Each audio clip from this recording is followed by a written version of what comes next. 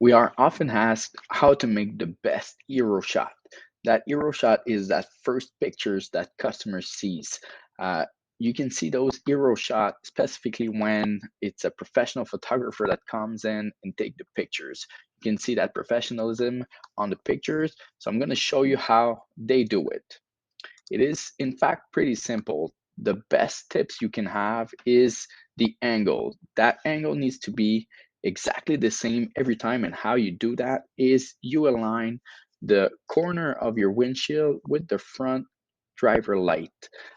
If you align those two, you'll make sure that uh, all of your pictures will be in the same angle. And don't forget, you need to be lower than the mirror to make the best shot.